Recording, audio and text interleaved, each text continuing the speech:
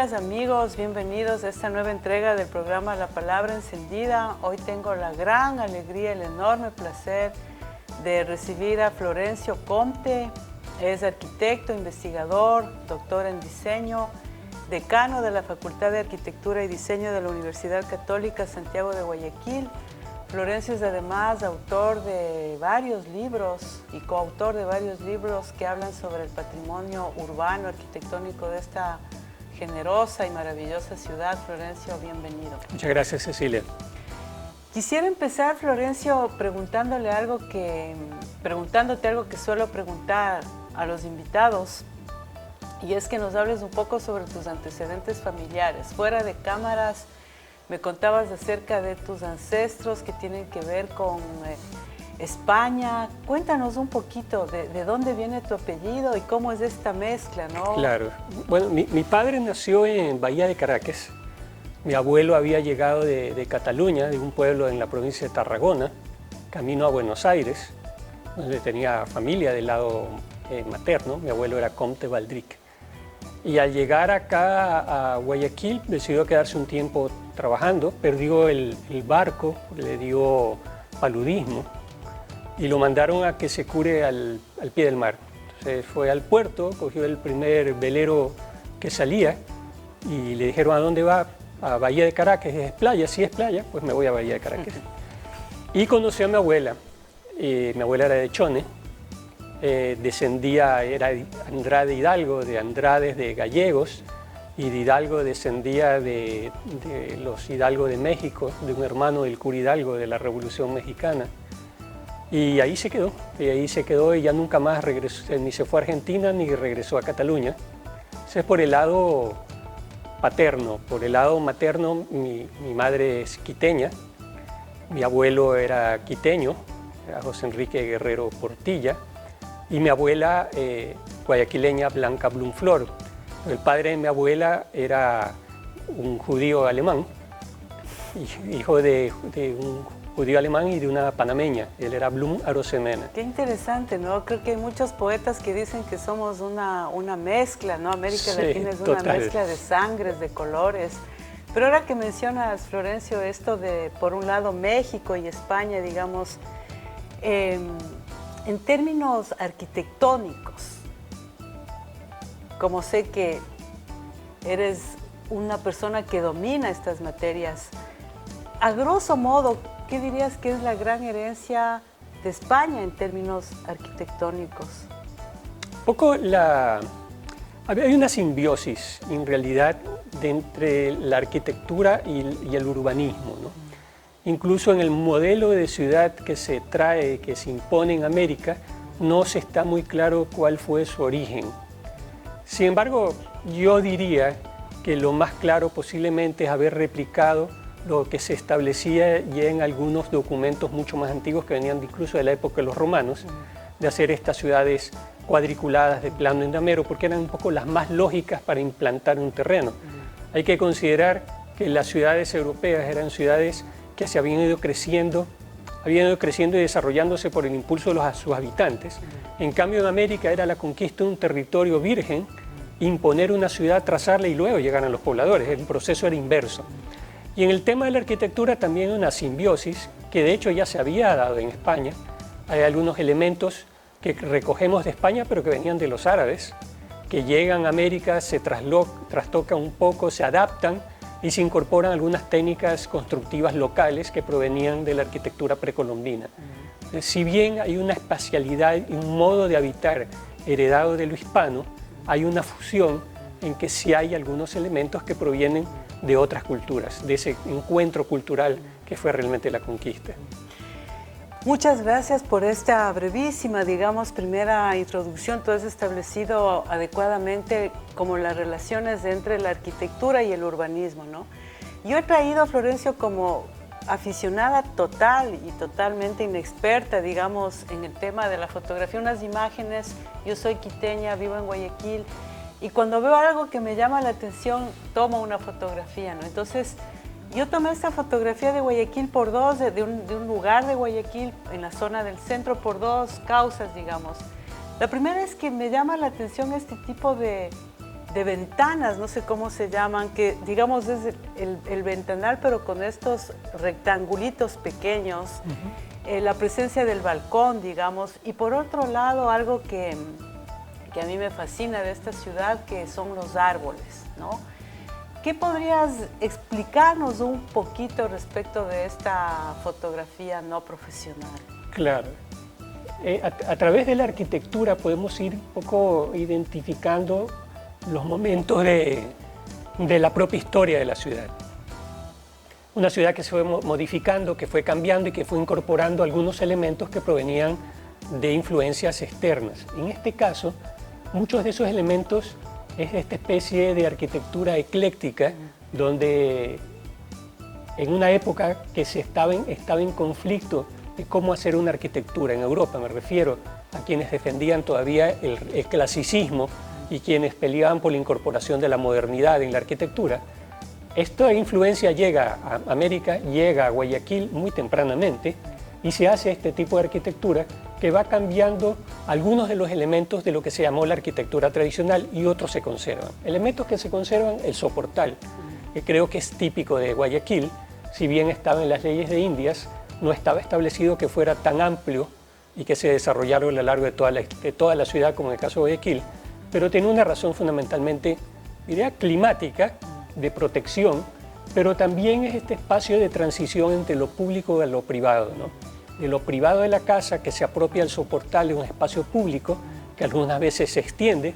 Hay sectores de la ciudad donde la gente al soportal saca el comedor, saca las mesas y hace la fiesta en el soportal. He visto eso. Donde no hay estos límites muy claros. He visto, ¿no? Florencio, antes de que sigamos con la imagen y con tu explicación tan didáctica, me contaban que incluso, por ejemplo, a veces los funerales se llevan a cabo en este que dices en el soportal, se saca la salita y ahí se comparte un poco la comida. Es que es un espacio un poco particular. Si uno puede ver, el soportal está dentro del terreno privado. Sin embargo, las ordenanzas obligan este retiro inferior y se convierte en un espacio de circulación pública. Entonces, tiene ese carácter ambiguo de público y privado. Es la conexión de lo público de la calle a lo privado de la casa, que algunas veces esos límites no quedan muy claros porque se extienden el uno y se mezclan con el otro, ¿no? Decías que, digamos, este soportal habla del rasgo al que te has referido, pero además me parece que te referías a que, no sé si el tipo de ventanas tiene que ver con otra... Sí, es el hecho de que en este tipo de arquitectura, con estos sistemas constructivos, ya se permitían ventanas más grandes. O sea, estamos hablando que en una edificación en madera el esqueleto estructural es independiente de las paredes. Por eso a veces prácticamente todas las paredes eran ventanales. Cuando se incorpora en edificaciones en piedra, por ejemplo, no es posible hacer eso y siempre hay ventanas muy pequeñas porque las paredes también cumplen una función estructural. En una construcción en hormigón armado como esta, nuevamente el esqueleto estructural es independiente de las paredes y se pueden hacer ventanales grandes, porque las paredes no son estructurales. Sin embargo, hay un cambio de la galería perimetral de la edificación tradicional se pasa al balcón más reducido y de las ventanas de celosías de madera a las ventanas de vidrio. Es una incorporación de la modernidad. No es muy adecuado a nuestro clima, pero es una expresión de ser modernos a través de estos elementos que ya son elementos importados y que, como decía, son bastante tempranos, no solamente para el Ecuador, sino incluso para América Latina. ¿De qué años estamos hablando? Esta edificación debe ser alrededor de los 20, pero el hormigón ¿Quiere decir armado... que tiene 100 años ya? Sí, no. Debe tener alrededor, sí, 90, 80 y tantos años. Pero la incorporación del hormigón armado es previa. O sea, el primer edificio de hormigón armado en Guayaquil es del año 1903. Eso con relación a otras ciudades del Ecuador era, tú dices, temprano. Tempranísimo en relación incluso a América Latina. El primer edificio en hormigón armado que se hace en Buenos Aires, sabiendo que Buenos Aires a fines del siglo XIX era una ciudad de 1 millón de habitantes y que para 1903 ya tenía el metro. Sin embargo, la primera edificación hormigón armado de Buenos Aires es 1906. ¿Y en Guayaquil? 1903. Ah, bueno, eso es o sea, muy llega importante muy saber, ¿no? temprano. ¿Y a qué se debe esta llegada tan temprana, digamos, de la modernidad en términos de la arquitectura? La ciudad había sido destruida a finales del siglo XIX por el gran incendio. 1896. 1896, sí. el gran incendio. El gran incendio. Y hay otro incendio en 1902. Luego de eso hay una ordenanza, la primera para tratar de evitar los incendios, que prohibía que los edificios públicos fueran construidos en madera, lo cual eso implicaba a iglesias, teatros, edificios administrativos, por lo cual el hormigón armado entra muy tempranamente, aparte que había los recursos económicos, porque no se podía hacer edificios grandes o públicos si no eran en hormigón. ¿Es una pérdida estética la prohibición de construir en madera? Quiero decir, hay toda esta idea de que con la madera tal vez se logra un efecto como más cálido, posiblemente. Sí, quedémonos con eso un momento, sí. Por favor, no le movamos a eso. Puede ser, el tema de la madera es que... O es tal vez algo romántico, nostálgico en mí, no sé. Puede ser, recordaba un escrito que hizo José de la Cuadra en 1930, añorando las grandes casonas de madera y añoraba las calles estrechas de Guayaquil. Y él planteaba hacía una propuesta, decía que la casa más alta de Guayaquil no debía sobrepasar la altura de la palmera más alta de la ciudad. Qué lindo, ¿no? Esa comparación, referente a la naturaleza. Así ¿no? es. Sin embargo, fue una incorporación, digamos, muy sentida, porque la ciudad se destruía a cada momento por los incendios. Y el hormigón permitió que esos incendios se repitieran a la escala que habían sido en épocas anteriores. Considerar que en el gran incendio de 1896 se incendiaron más de 90 manzanas.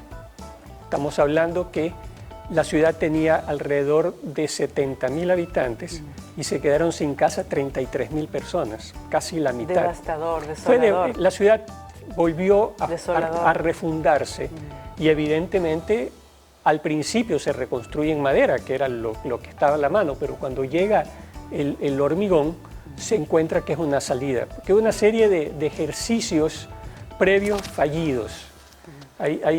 Todavía quedan por ahí unas casas de Guayaquil que tienen paredes de zinc, porque se pensaba que el zinc podía ayudar a proteger a las edificaciones de los incendios. Fue un periodo muy corto, porque la gente se dio cuenta que vivir en una casa de paredes de zinc las convertía en un horno.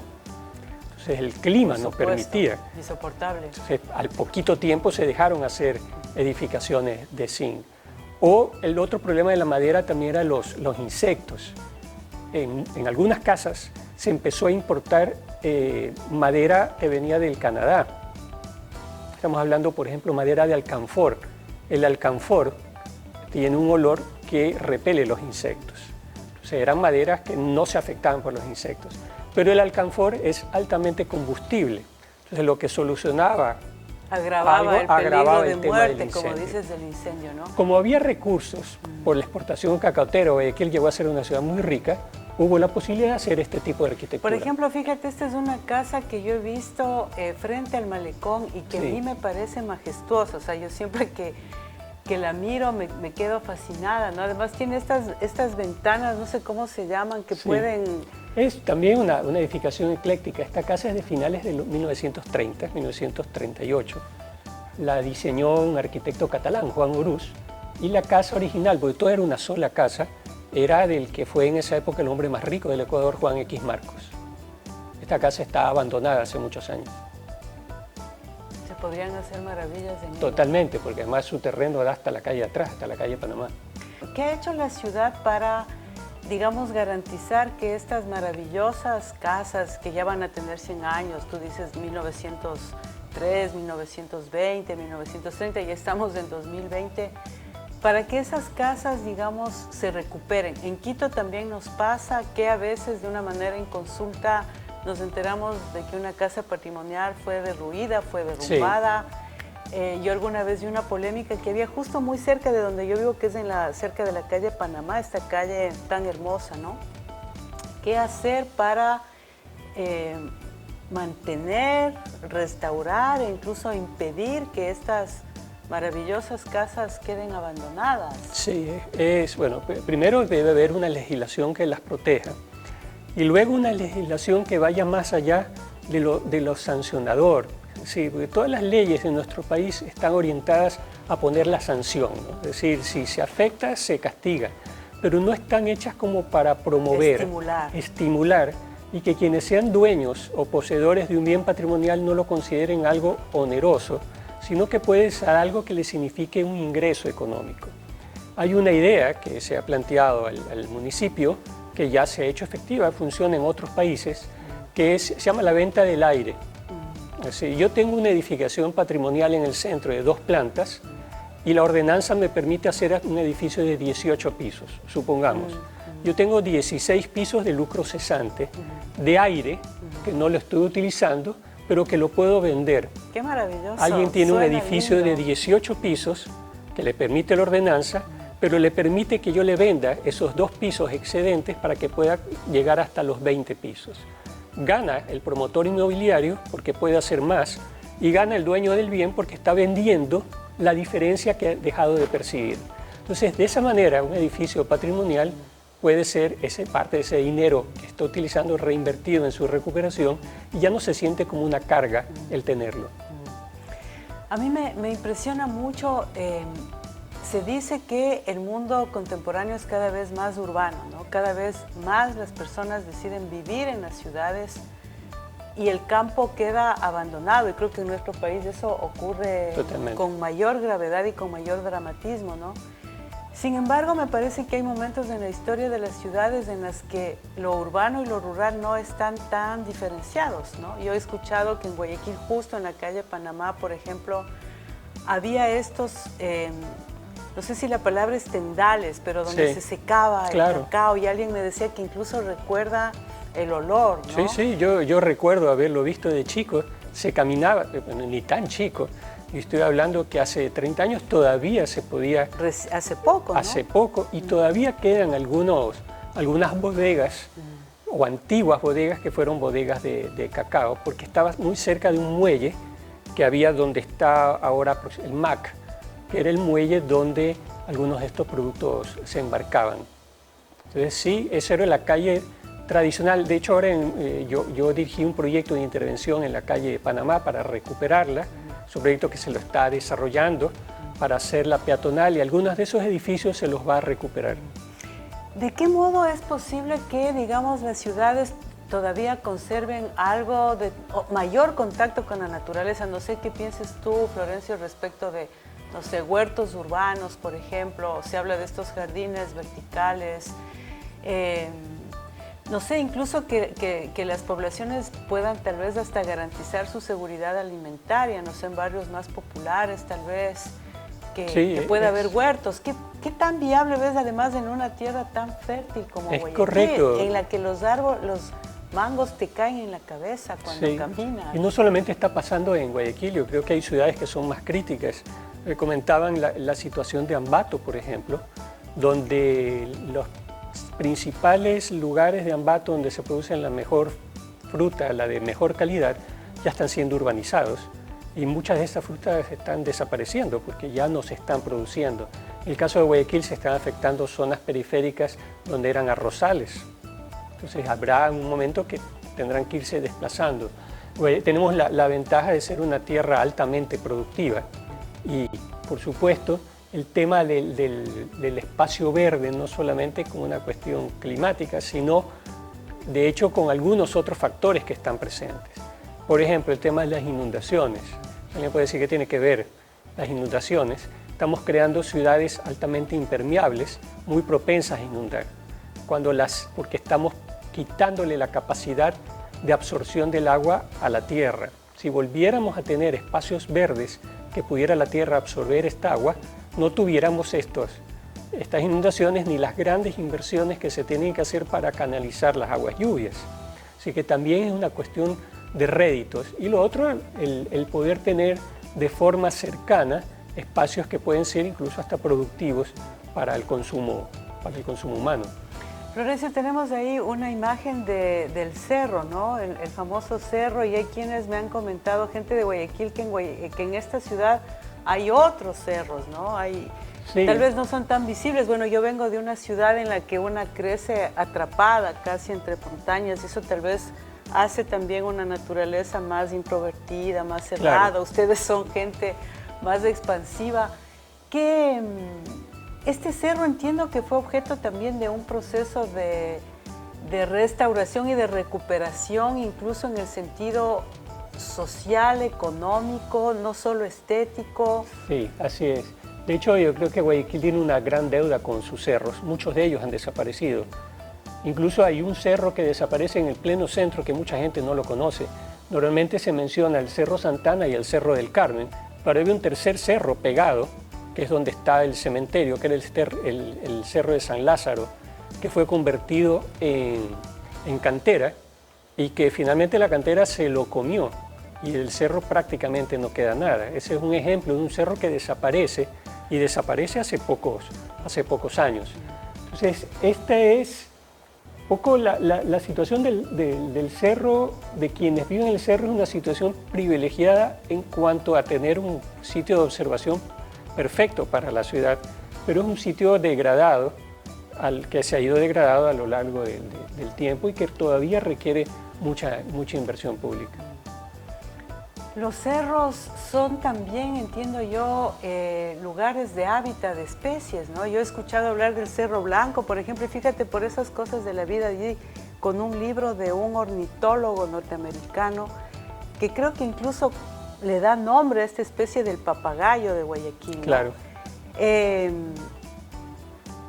¿Crees que aún es posible preservarlos, digamos, Yo preservar creo estos cerros? que sí. De hecho, bueno, todos esos cerros que dan hacia allá vía la costa son parte de las estribaciones de la cordillera de la costa, de la cordillera Chongón-Colonche. Y es interesante incluso los nombres que tienen, porque son los nombres de cómo se los percibe de acuerdo a la luz, ¿no? Tenemos el Cerro Azul, Cerro Colorado, Cerro Blanco, porque son esos tonos los que uno los puede percibir de acuerdo a la incidencia de la luz. Han sido muy afectados por el tema de las canteras. Hay un área de protección, me parece que está al nivel de los 50 o 60 metros hacia arriba y que son corredores ecológicos.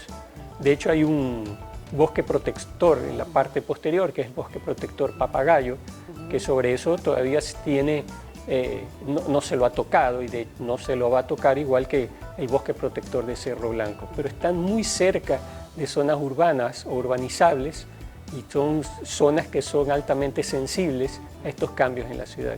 Me he encontrado con dos entrevistas importantes, una del año 2013 en El Universo y una más reciente del año 2020 para Expreso, ¿no? Entonces, en la de 2013, tú expresabas tu optimismo respecto de las reformas en las universidades, decías que ya es momento, digamos, de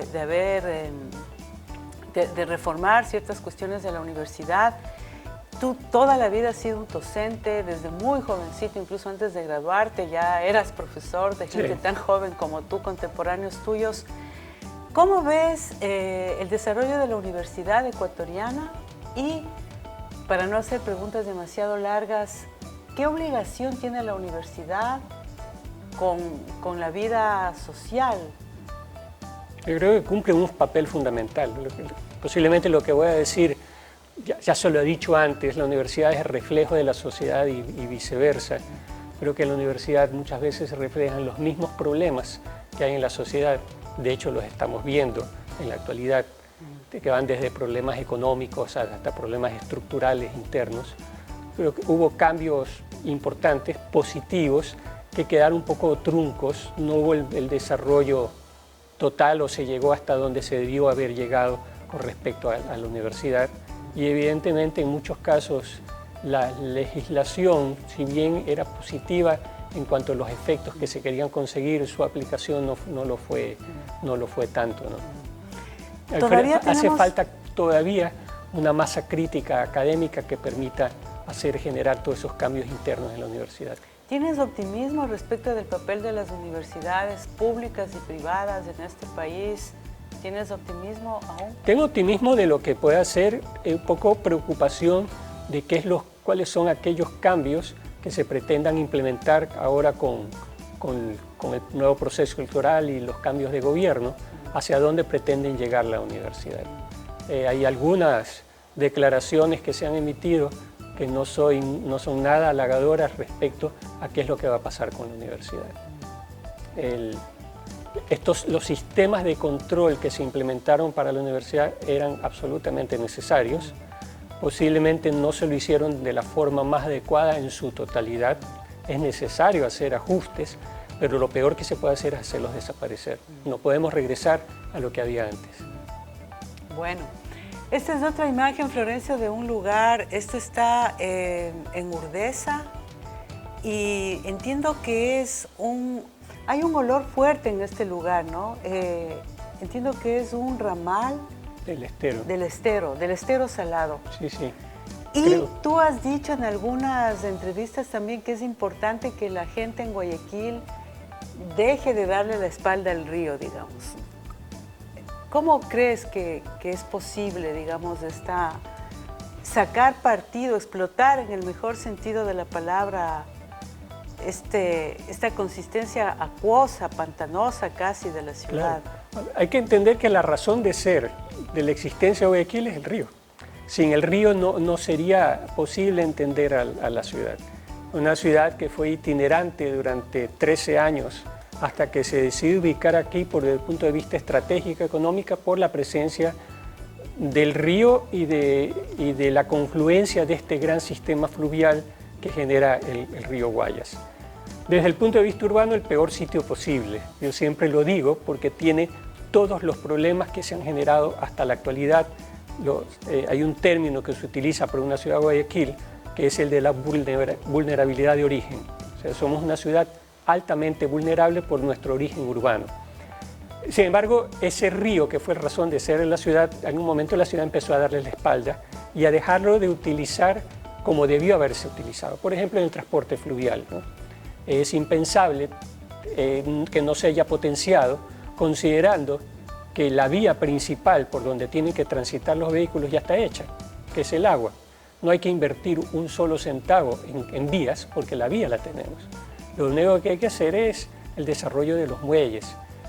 De hecho, hace poco con el equipo del municipio hicimos un recorrido por el río Daule, tomando tiempos de circulación de cómo beneficiaría el transporte fluvial y viendo que sería altamente beneficioso para cualquiera. Les doy un ejemplo, un ejemplo muy cercano.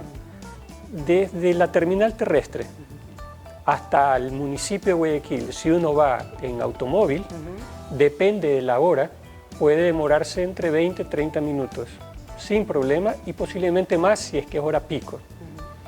En una lancha yendo a velocidad moderada, desde ese muelle hasta el muelle del municipio, estamos hablando de 5 minutos. Absoluta diferencia. Desde un muelle ubicado en La Joya, o sea, desde La Joya hasta el centro de Guayaquil, uno se puede demorar hora y cuarto, hora y media, sin problema, dependiendo del tráfico. En uno de estos botes, de muelle a muelle, estamos hablando de 28 minutos. Absoluta diferencia. ¿Y por qué? Desde mi desconocimiento te pregunto algo. He visto que más bien se ha impulsado este sistema de transporte aéreo. Creo que va a haber buses aéreos y he dicho, bueno, claro, es la aerovía. Pero, ¿por qué no se ha hecho esto de lo que tú acabas de hablarnos?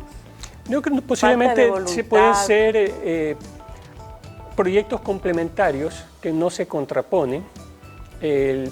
Me parece que hay una buena voluntad de poder sacar adelante este proyecto de transporte fluvial, en principio por el río y luego se verá por los ramales del estero, que esa es otra situación totalmente diferente, pero que tiene un altísimo potencial, no solamente desde el punto de vista recreativo, sino de transporte efectivo, ¿no? En alguna entrevista tú decías que la ciudad ideal es aquella en la que a un ciudadano no le toma más de 15 minutos hacer gestiones intrínsecas de su vida cotidiana. Sí, ¿Lo lograremos? Porque no nos damos cuenta de la cantidad de tiempo de nuestras vidas que perdemos. Sí, es un modelo de ciudad cercana, de potenciación de los barrios y de regresar a esa idea del barrio como unidad desde donde se desarrolla la ciudad. El término de los 15 minutos se lo desarrolló o se lo ha desarrollado para la ciudad de París, que ya lo está implementando la alcaldesa Anne Hidalgo, que es la idea de tener a unas distancias no mayor a 15, 20 minutos a pie o en bicicleta todos los servicios y equipamientos. Aquí en Guayaquil hemos hecho un diagnóstico de toda la ciudad, dividiéndola por estos sectores en los cuales pudieran replicarse estos 15 minutos y viendo cuáles son nuestros déficits y hacia dónde debe invertirse la obra pública, porque siempre el dinero siempre falta en un país como el nuestro y en una ciudad, y debe priorizarse la inversión hacia donde están las necesidades más sentidas. Pero para eso era necesario un diagnóstico. ¿Se puede llegar a esto? Sí, pero no un corto plazo. Estamos hablando de un mediano, posiblemente un largo plazo, pero es un proceso en el cual poco a poco deberemos tener estos servicios cercanos, que van empezando por los propios servicios administrativos municipales. No tiene sentido que en la época actual los trámites tengan que hacerse trasladándose la gente hasta el centro, cuando cerca de donde viven debería tener esto. Lo que yo siempre hablo es que lamentablemente en nuestra ciudad se superpusieron dos modelos urbanos que entraron en conflicto. Tenemos el modelo hispano, que es el modelo que es donde surge la ciudad, que es un modelo de ciudad conformado por un conjunto de barrios. Nuevamente, el barrio como esta unidad, con los barrios plenamente identificados donde se tenían todos los servicios cercanos. La tiendita de la esquina, la cafetería, la panadería, etc. Tenías todo, ¿no? Todo. El parque, y luego la se iglesia. impone un modelo, a partir de las décadas de los 40, que es un modelo anglosajón, que es el modelo del zoning o de la zonificación. Es decir, una ciudad segregada y separada por servicios.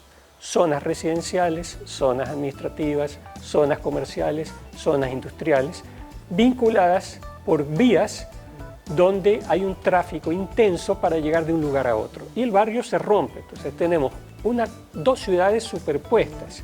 Una ciudad histórica barrial rodeada por este modelo de una ciudad zonificada, dispersa y segregada. Eres muy didáctico, se ve que eres un profesor, ¿no? Porque lo has explicado de una manera que casi ha sido visual. ¿Será posible, con esto tal vez vamos aproximándonos al fin de este diálogo, y Florencio, muchísimas gracias, ¿será posible lograr una armonía entre estos dos modelos? ¿El uno puede lograrse o no pueden convivir tal vez los dos? Yo creo que no pueden convivir. Y lo que deberíamos hacer es reconciliarnos con el modelo original. Reconciliarnos con nuestra historia, con el pasado y regresar a este sentido barrial. Con lo cual estaría complementado con esta visión de ciudad cercana o de 15 minutos. El barrio sería esta unidad donde tendríamos los servicios cercanos. El tema de la pandemia puede hacer que los ciudadanos nos llenemos de miedo, incluso de terror, y que de alguna manera estos espacios públicos importantes también sean totalmente abandonados. Digamos, ¿cómo conciliar la protección de la vida, digamos, de la salud, ¿no? con cuestiones esenciales, como el que los ciudadanos sigan encontrándose, no sé, en el parque, en el café, en la calle? Eso es vida también. Eso es exactamente. Claro, yo diría que hay un falso dilema de vida versus productividad o vida versus economía. O sea, ¿qué prevalece, la vida o la economía? Yo creo que la pregunta es errada. La pregunta es la vida o la vida. Porque vivir no solamente que pase el tiempo, que pasen los años. Vivir es esa convivencia. Somos seres sociales. Esa relación de que la gente se encuentre con la familia, con los amigos, que vaya al cine, que vaya al teatro, al pasear, a caminar, al café, etcétera, que se está perdiendo con este tema de la pandemia, que no vemos todavía una solución cercana. Posiblemente lo que hemos hecho es valorar muchísimo lo que hemos perdido, y algo que nos parecía absolutamente cotidiano lo vemos ahora como lejano o distante y con ansias de volverlo a recuperar. Sí, es lo que tú dices, ¿no? Son ansias, porque parte del desarrollo de la civilización ha sido también esto, ¿no? El desarrollo de la vida en la calle, digamos. Este es un edificio que me llamó la atención. Yo iba por Boyacá, iba después de haber contemplado esta escultura que se inauguró en el asfalto, sobre la cual tal vez no quisiera que habláramos mucho en este momento, pero esto me llamó la atención. Y decía, es como una torta de no sé, es muy peculiar, me pareció. Totalmente. Muy interesante, no sé si lo ubicas. Sí, cómo no. De eso se hicieron algunos en los 70, ¿no?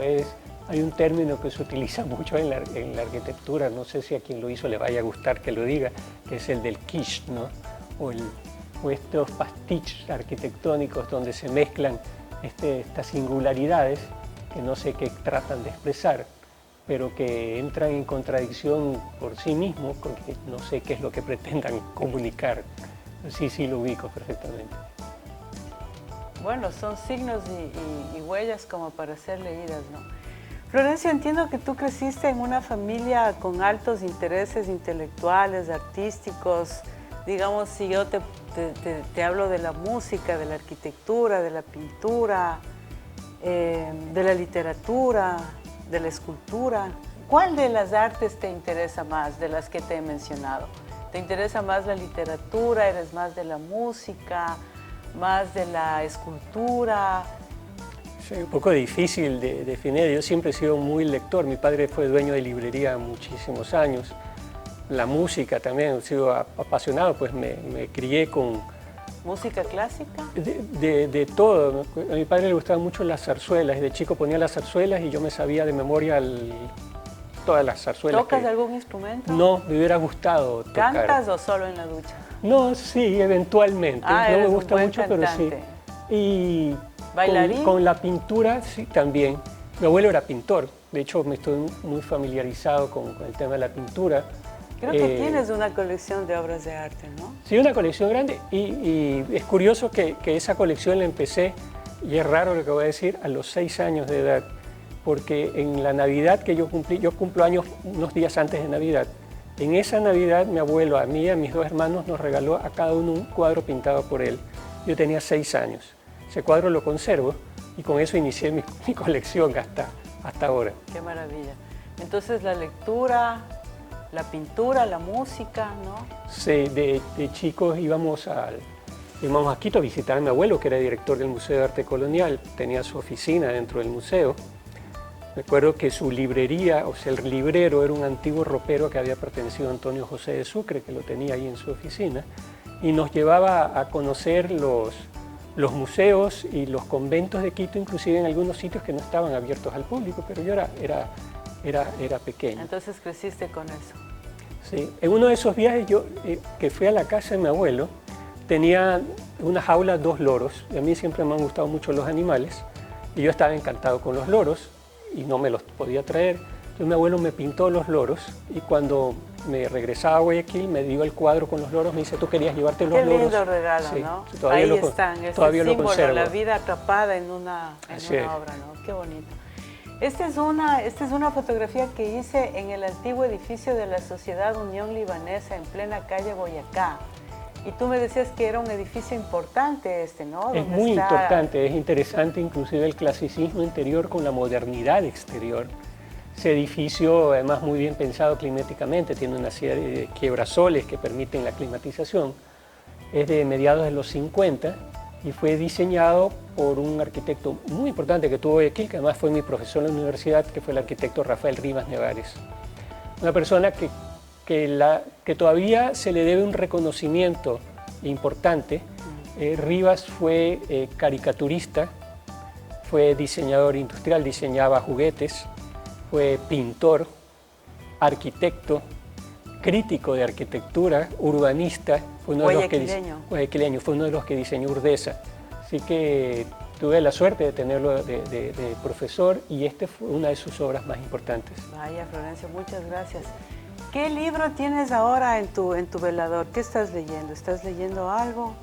Estoy ahora, sí, empecé a leer una obra de literatura. Estoy tratando de acordarme el nombre. Quiere decir que sí combinas, digamos, la ficción con temas especializados de tu área. Voy combinando y voy mezclando una cosa con la otra. Lo que pasa es que lo último me estuve dedicando a revisar un libro que lo publicó una amiga que falleció hace poco, que fue su tesis doctoral, y que me pidió que convirtiera su tesis en libro. Entonces estoy en proceso de edición de esto. Entonces he estado leyendo esta obra y vinculado con su tema de investigación, que era la arquitectura vernácula de la costa. Pero trato de irlo combinando. Y hay autores a los que siempre regreso. a cuando no me importa volverlos a leer una y otra vez. ¿Hay algún mes del año que sea tu favorito en Guayaquil? ¿Algún periodo del año que te guste más? Bueno, el mejor periodo del año en Guayaquil, y creo que todos los guayaquileños lo valoramos, es el verano. O sea, ya en la época que está más fresca y que no llueve, que no hay mosquitos ni grillos, el invierno siempre es un poco más duro, ¿no? Entonces esta es la época perfecta. ¿Y te gusta ir al mar? ¿Cuál es tu lugar de vacaciones favorito? Sí, siempre me ha gustado. No soy muy de meterme al mar, no me gusta darme mucho al sol, pero sí, de chico pasaba muchas vacaciones. Normalmente íbamos un mes a Quito a ver a la familia y pasábamos otro mes en Manabí, frente a Bahía de Caracas, en San Vicente, que es un sitio súper rural, solíamos pasar ahí. Voy a hacerte una última pregunta, Florencio, voy a hacer una última pregunta, porque tú has hablado de Quito, has hablado de Ambato, de Guayaquil, de Bahía de Caracas. Yo creo que este pequeño país, siendo tan pequeño, todavía padece el regionalismo, ¿no? Es algo que muy triste para mí ha sido muy importante vivir este periodo en Guayaquil. ¿Qué aconsejarías tú para que nos conozcamos más, nos respetemos más? Primero, viajar y conocer. Posiblemente lo que no se conoce es lo que uno un poco rechaza, ¿no? Hace poco leía que la mejor manera de poder cambiar la manera de pensar respecto a otro grupo social o a un país era ir a visitarlo. Uno se encuentra con algo totalmente diferente a lo que conoce. En mi caso, el regionalismo nunca ha estado presente, tomando en cuenta yo soy guayaquileño, mi padre es manabita de casualidad y mi madre quiteña con madre guayaquileña también de casualidad. Un poco, digamos que soy guayaquileño de primera generación. Entonces es imposible que me sienta regionalista, pero posiblemente es el hecho de desconocer o de rechazar o de encasillar a todo el mundo como que fuera exactamente igual, ¿no? Muchísimas gracias por este diálogo. Muchas gracias. Muchas gracias, Cecilia.